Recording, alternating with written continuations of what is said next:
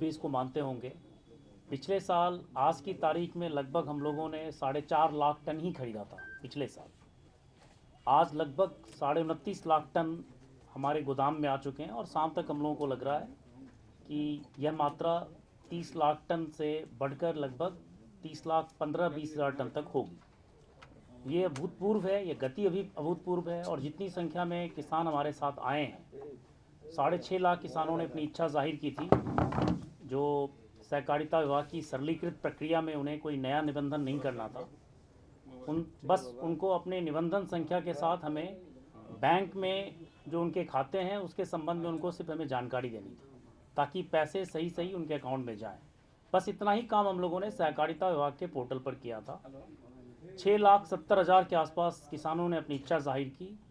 उसके बाद भी हम लोगों को लगा कोई छूटे नहीं, तो 2 चरणों में दिसंबर में और जनवरी में घर घर गांव-गांव में हम लोगों ने किसान सलाहकारों को और कृषि विभाग के अन्य कर्मियों को भेजा और हर किसान से पूछा कि आप बताइए आपकी कितनी ज़मीन है, कितनी उपज है और कितना बेचना चाहते हैं।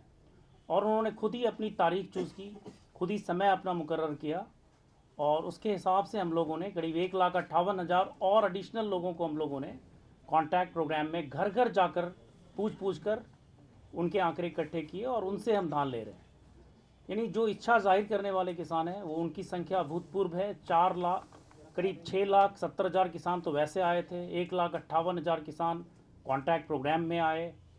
जबकि पिछले साल हम लोग कभी जब एक महीना और भी आगे बढ़ाते थे तो 3 लाख के ऊपर जा ही नहीं पाते थे। तो संख्या बहुत ज़्यादा है। और जिस तरह धान की खरीद हुई है उसका एक ही उसकी फ़िलासफ़ी और स्ट्रैटेजी है कि जितनी जल्दी करेंगे किसानों के धान लेंगे, जितना विलम्ब होगा गलत तरह की इसमें एलिमेंट्स इसमें शामिल होंगे।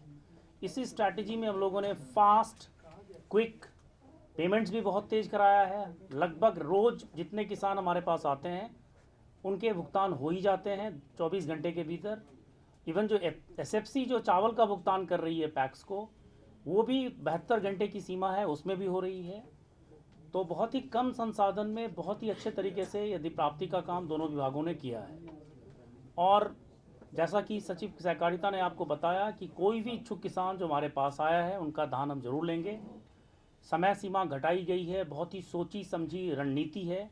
पंजाब जैसे राज्यों में 1 महीने के भीतर प्राप्ति होती है और हमारे यहाँ ये 4 महीने 4.5 महीने चलता रहता है। तो गलत तरह के लोग इसमें शामिल नहीं हो, किसी प्रकार की गड़बड़ी और अनियमितता नहीं हो, इसलिए सरकार ने बहुत सोच समझकर ये रणनीति बदली और आपको इसके सुखद परिणाम उन्होंने बताए हैं। भविष्य में और विश्वास होगा किसानों का अगले रबी मौसम में, फिर उसके बाद खरीफ मौसम में। हम अब आगे से कोशिश करेंगे किसानों से कांटेक्ट मौसम के पहले ही कर लें, अधिप्राप्ति से पहले, ताकि ये जो इच्छा जाहिर करने की और डेटा इकट्ठा करने वगैरह की जो बात है ये सब पहले हो जाए। तो ये हमारी कोशिश होगी, कुछ सुधार हम लोग करेंगे। अभी निबंधन जो निबंधक हमारे रजिस्ट्रार कोऑपरेटिव सोसाइटीज़, उनकी अध्यक्षता में एक टीम अभी छत्तीसगढ़ गई थी, कल ही लौटी है, और वहाँ भी उन्होंने अधिप्राप्ति में जो बेस्ट प्रैक्टिसेस हैं उसको स्टडी किया है। तो उसमें एक बात बहुत ही साफ साफ समझ में आई है कि ये सब काम जो बुनियादी तैयारी के काम है हमें पहले करने चाहिए। तो आगे के मौसमों में जब हम लोग रबी और खरीफ में खरीदारी करेंगे तो ये सुनिश्चित करें कि निबंधन का काम 1 महीना पहले बंद करें, ताकि हम सिर्फ प्रोक्योरमेंट ऑपरेशन पर ध्यान दें और किसानों को भरोसा हो कि ये एमएसपी पर हमारी उपज बिकेगी अगर हमने पहले कराया है। तो हम कोई रास्ता बंद नहीं करना चाहते हैं, लेकिन समय सीमा रखने का पर्पस यही है कि गलत एलिमेंट्स इसमें शामिल नहीं हो। बहुत ही साफ। अभी आपको एक और बात बताना चाहता हूँ, पहली बार टीपीडीएस में जो हमारा लक्षित जन वितरण प्रणाली है राष्ट्रीय खाद्य सुरक्षा अधिनियम में, उसमें हमने इसी मौसम में जो चावल हमने बनाया है धान खरीद कर उसको डालना शुरू किया और हम लोगों ने एफसीआई से चावल लेना बंद कर दिया है। राज्य लगभग अब सेल्फ सफिशिएंट है अपना टीपीडीएस रन करने में चावल के मामले। हम लोग अब एफसीआई में चावल एफसीआई से नहीं ले रहे हैं और इस महीने से जो बिहार में चावल का कंजम्पशन है लगभग 2,50,000 टन से 2,70,000 टन तक हर महीने, वो हम अपने प्रोक्योर किए हुए अपने किसानों के धान से बनाए हुए चावल को अब दे रहे हैं उसमें। तो ये भी काम शुरू हो गया है और ये भी अभूतपूर्व है कि हम टीपीडीएस में कम्प्लीटली सेल्फ रिलायंट हो गए हैं, आत्मनिर्भर हो गए हैं। आगे मुझे लगता है कि अगर हम लोग प्रयास करेंगे तो रबी में भी अच्छे परिणाम होंगे और गेहूं की फसल भी हम इस तरह से प्राप्त करेंगे तो गेहूं के मामले में भी हमारी आत्मनिर्भरता बढ़ती रहेगी। थैंक यू सर, मेरा आपसे सवाल है कि जो आपने फिगर और डाटा किया है, राज्य मुख्यालय स्तर पर आप लोगों ने क्या क्रॉस चेक करने की, क्योंकि इसी बीच तमाम तरह की शिकायत आई। कल मंत्री जी ने भी कहा कि निबंधन में दिक्कत हुई, धान बेचने में दिक्कत हुई। तो आपका फिगर है सर। इससे पहले मंत्री विजयन जी की पीसी हुई थी, इसमें भी ये आया था कि फिगर मिसमैच हो रहे थे।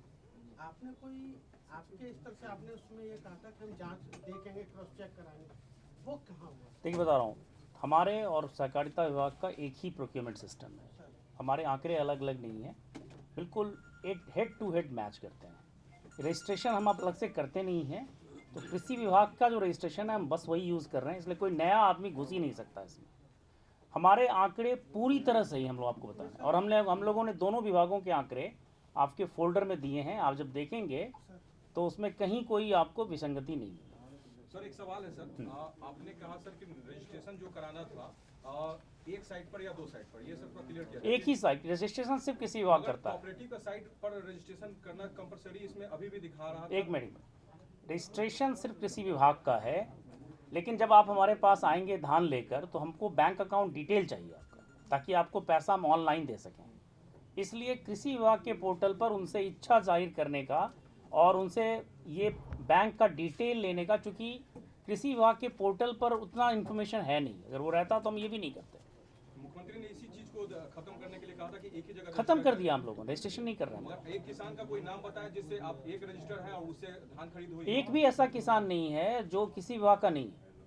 कृषि विभाग का है, मगर हाँ। कोऑपरेटिव पे भी रजिस्टर करना? नहीं, रजिस्ट्रेशन नहीं कर रहे हैं, आपको बार बार बता रहे हैं। आपको अभी अगर आप कहें तो मोबाइल पर आप दिखा सकते हैं हम लोग। वो बंद है, वो मैडम ने हाँ, बताया कि 4 मैंने दिन पहले ही बताया कि 24 समय तारीख से सीमा हम लोगों ने जानकर घटाई है, रास्ते बंद किए हैं कि गलत एलिमेंट इसमें नहीं घुसे, ये तो हम लोगों ने बताया ही है। मगर सर वो 4 दिन पहले बंद हुआ ना, 31 तारीख से 4 दिन पहले बंद हुआ, पहले तक तो हो रहा अगर आप 21 तारीख को ऑपरेशन बंद करना चाहते हैं तो धीरे धीरे सिस्टम को भी शट डाउन करना पड़ेगा, एक दिन में आप नहीं कर पाएंगे शट डाउन।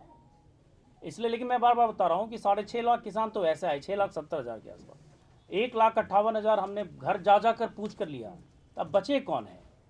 मुझे लग रहा है कि अब कोई भी जेन्युइन फार्मर नहीं बचा हुआ है जिनके धान को हम लोग नहीं लेना चाहते हो। मैं आपको बोल रहा हूँ, बहुत ही मतलब भरोसे और विश्वास से बोल रहा हूँ, जानकर हम लोगों ने इस समय सीमा को घटाया है कि इसमें कोई गलत एलिमेंट नहीं घुसे, जो ट्रेड नहीं करे, व्यापार नहीं करे, बिजनेस नहीं करे, और हमारे जो किसान हैं उनको ये लाभ मिले। एक फिगर आपको देता हूँ, अमूमन एक किसान ने औसतन 65 क्विंटल ही हम लोगों को धान बेचा है। ये अपने आप में एक बहुत बड़ा सबूत है कि हम बड़े बिचौलियों दलालों का धान नहीं ले रहे हैं। 65 क्विंटल, जबकि हम लोगों ने सीमा रखी है कृषक के लिए 250 क्विंटल की, और 100 क्विंटल रखा है गैर रैयत कृषक के लिए, लेकिन हमको जो एवरेज जो धान मिला है लगभग 65 क्विंटल है। तो वो सिर्फ ये है कि हम लोगों ने उसको बंद किया है। बंद इसलिए किया है कि आप अगर घर के दरवाजे बंद करना चाहते हैं तो पहले मेन गेट को बंद करना पड़ेगा, तब अंदर आना पड़ेगा। एक शटडाउन प्रोसीजर है, उसी को फॉलो किया है। लेकिन हम आपको भरोसा दिला रहे हैं कि घर घर जाकर भी किसानों से हम लोगों ने संपर्क किया है, और जितने लोगों ने कहा कि हम धान बेचना चाहते हैं, सबका नाम रखकर पहले ही बता दिया है पैक्स को कि इनसे लेना ही है 21 फरवरी तक। एक सवाल है सर कि जो कृषि विभाग के जो साइट पे रजिस्टर्ड हैं 6 लाख से अधिक किसान, वहाँ तो 1,76,00,000 किसान हैं। उनमें से जो कोई यहाँ बेचना चाह रहे होंगे तो उनका अब धान खरीदारी मतलब बेच पाएंगे कि नहीं पाएंगे? उनमें से जो भी आने थे करीब 6,70,000 हमारे पास आ गया। वो कोऑपरेटिव के माध्यम से है ना, वो रजिस्टर हुए कोऑपरेटिव के साइट पे। रजिस्ट्रेशन नहीं हुआ, मैं बार बार बोल रहा हूँ। जैसे आपके पास कोई कृषि विभाग के 1,76,000 किसान है, उसमें से कोई मछली पालक भी है, कोई मधुमक्खी पालक भी है, कोई धान की खेती करते हैं, कोई सब्जी की खेती करते हैं। हमको तो आप बताएंगे ना कि हमारे पास इतनी धान बची हुई है और हमारा ये बैंक अकाउंट नंबर है और ये मेरा मोबाइल नंबर है, ये उनके पोर्टल पर नहीं है सब मामले में, इसलिए हम लोगों को उनका इन्फॉर्मेशन चाहिए। तो आपसे अगर हमने कुछ सप्लीमेंट्री इन्फॉर्मेशन मांगा तो रजिस्ट्रेशन हम नहीं कर रहे हैं।